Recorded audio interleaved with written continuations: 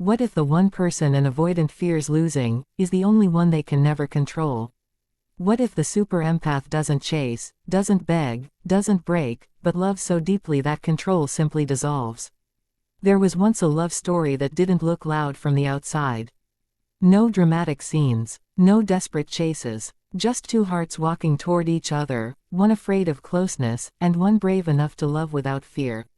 The avoidant was used to distance, used to being admired from afar, used to pulling away and watching people run after them.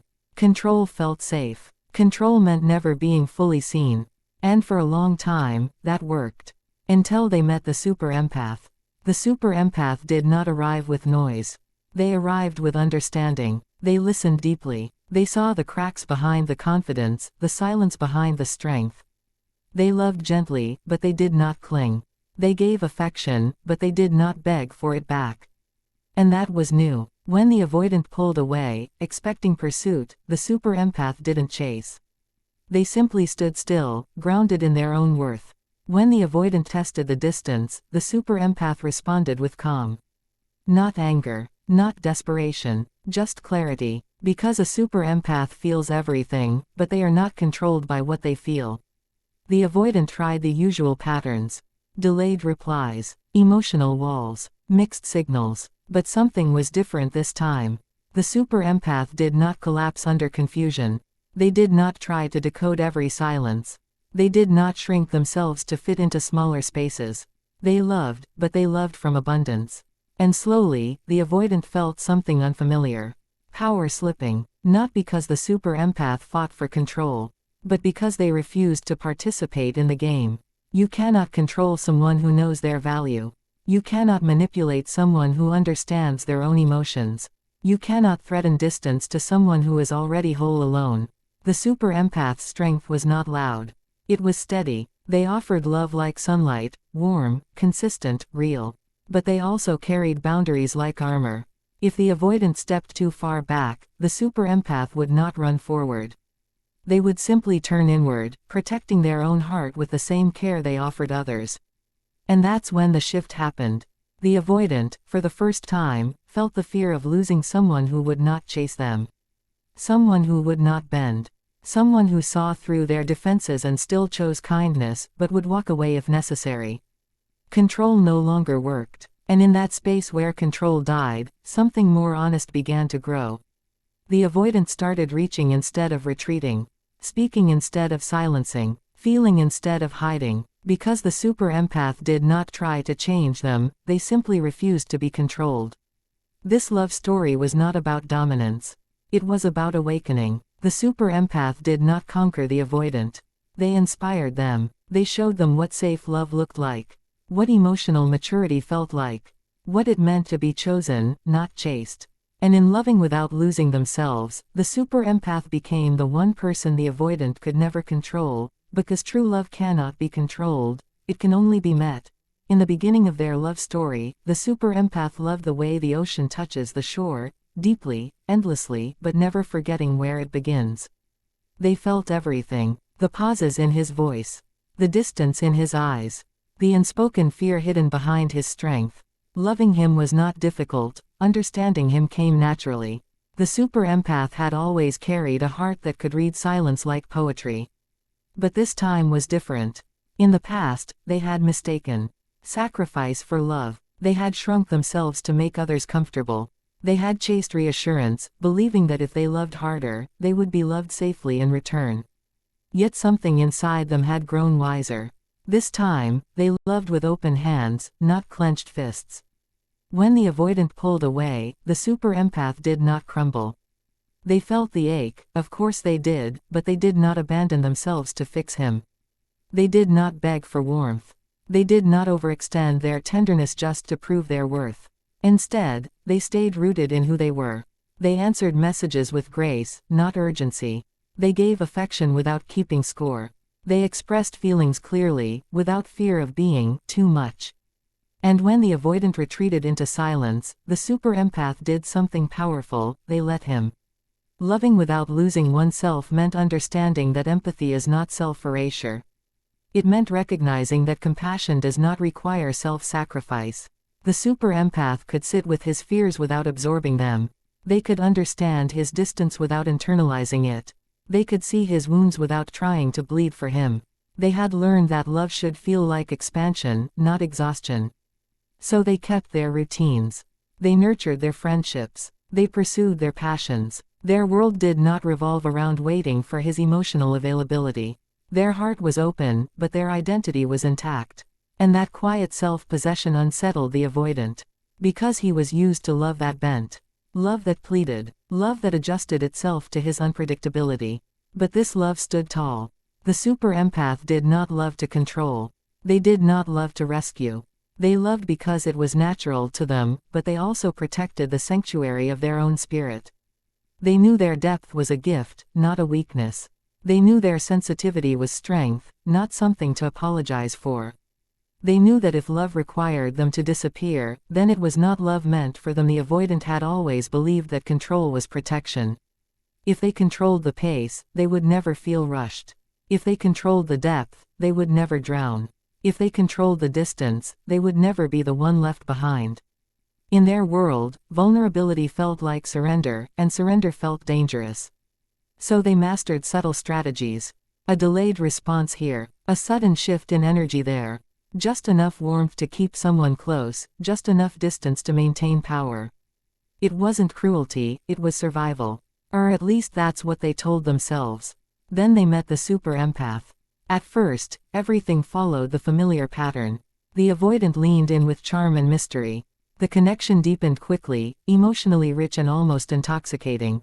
And just when it began to feel too close, too real, they instinctively pulled back. They expected confusion. They expected pursuit. They expected the super empath to chase clarity through questions and reassurance. Instead, they met emotional clarity. The super empath did not react with panic. They noticed the shift, but they did not spiral. When the avoidant became distant, the super empath calmly expressed what they felt. "I sense you pulling away," they might say, not accusing, not begging, just aware. Their tone carried steadiness, not fear. That steadiness disrupted the avoidant's rhythm. Control only works when the other person is emotionally entangled in uncertainty. But the super empath refused to live in that fog. They named behaviors without attacking character. They acknowledged space without dramatizing it. They made it clear that connection was welcome, but inconsistency was not. There was no manipulation to push against. When the avoidant tested silence, the super empath respected it. When mixed signals appeared, the super empath did not decode them obsessively. They simply responded to what was real and let the rest reveal itself over time. And suddenly, control felt useless. The avoidant realized they could not provoke insecurity. They could not trigger desperation. They could not create the emotional chaos that once gave them reassurance of their power. Instead, they were standing in front of someone who saw the pattern, and refused to dance to it. Emotional clarity became a mirror.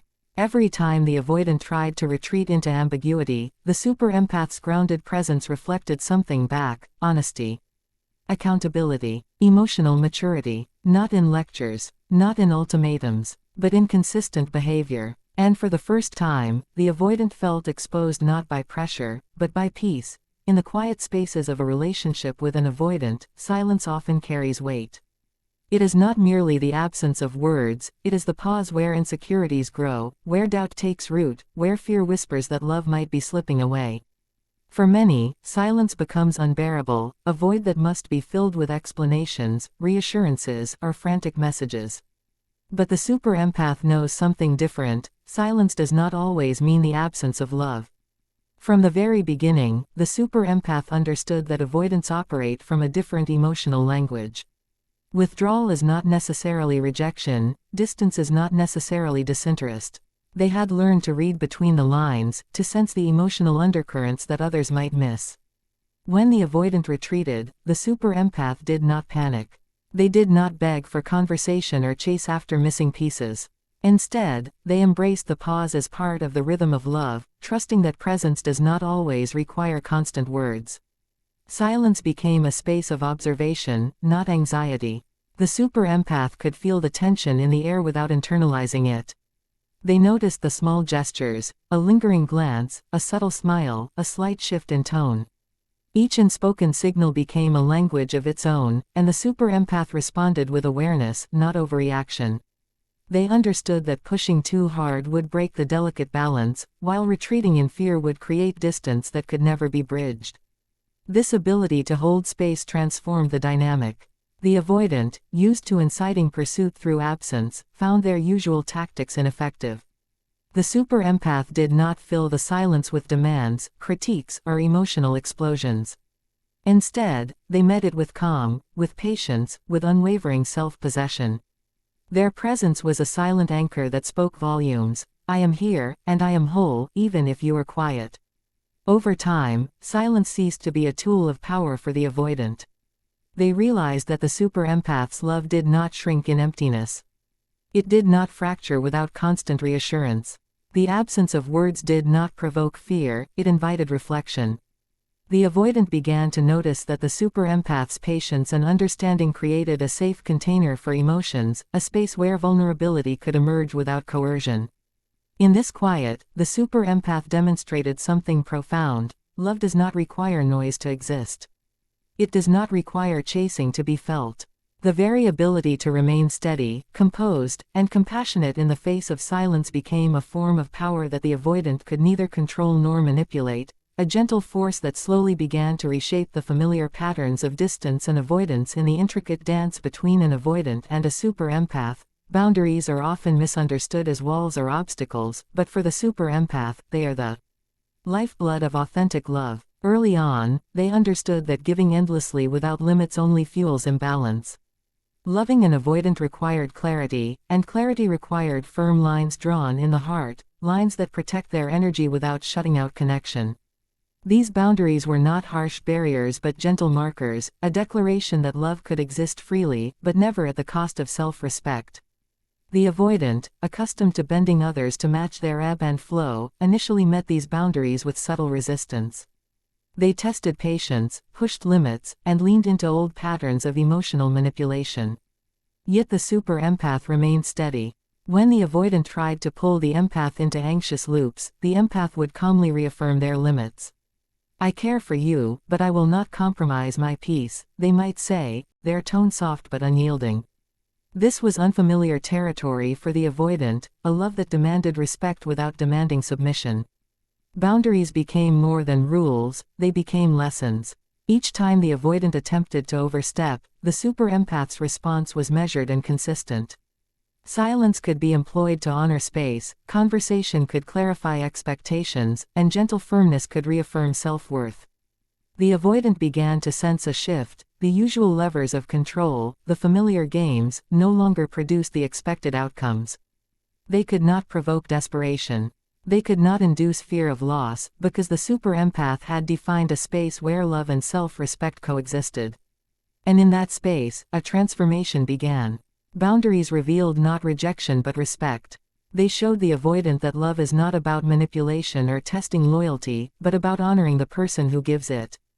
The super empath's insistence on their own emotional safety became a mirror, reflecting back the avoidant's patterns in a way that invited reflection, not confrontation. What the avoidant once feared, limits, firmness, self-possession, became strangely magnetic. The very strength that the super empath wielded without aggression inspired curiosity and admiration. Each boundary drawn was a quiet declaration: love is given freely, but it is never forfeited.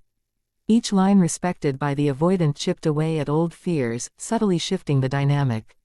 The super empath's clarity showed that emotional connection does not require surrendering oneself, and the avoidant began to see that real intimacy is born not from control but from mutual respect, a lesson they had never truly experienced before. From the very first encounter, the super empath understood that love was not meant to chase, to bend, or to break. It was meant to heal, to restore, and to awaken what had been hidden in the shadows of fear.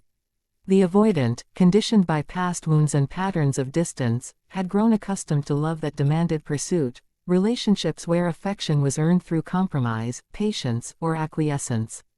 But the super empath brought a different rhythm, a love that moved with presence rather than pressure, that nurtured rather than manipulated. Every interaction was a lesson in patience and authenticity. When the avoidant withdrew, the super empath did not take it personally. They did not frantically seek attention or reassurance. Instead, they acknowledged the space with understanding, offering warmth only when it could be received without anxiety. Their love was steady, like a lighthouse casting light without moving, a beacon that offered safety without entangling the other in obligation or fear. In moments of tension, the super empath's approach was transformative. They did not attempt to fix the avoidant, nor did they demand immediate transparency. They offered emotional presence that allowed the avoidant to confront their own fears at their own pace.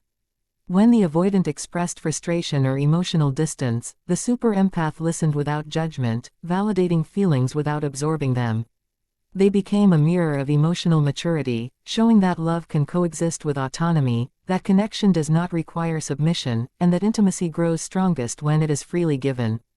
The avoidant began to notice the difference. There was no chase, no game, no calculated withdrawal to provoke pursuit. Instead, there was consistent kindness, thoughtful attention, and an unwavering respect for boundaries. Slowly, the walls that had long defined their relationship started to soften. They felt seen, not as someone to be tamed, but as a whole person worthy of gentle understanding. The super empath's love encouraged reflection rather than reaction, patience rather than panic, healing rather than anxiety. Even in the moments of silence or distance, the super empath's love radiated without demanding, influencing without controlling. Each gesture, each word, each act of calm presence conveyed a subtle but powerful message. Love is not about possession, it is about preservation, of both hearts. And as the avoidant experienced this, they felt the unfamiliar stirrings of trust and emotional surrender, realizing that love could be a sanctuary instead of a battlefield, a source of growth rather than a test of power, and a force that healed wounds they had long carried unknowingly.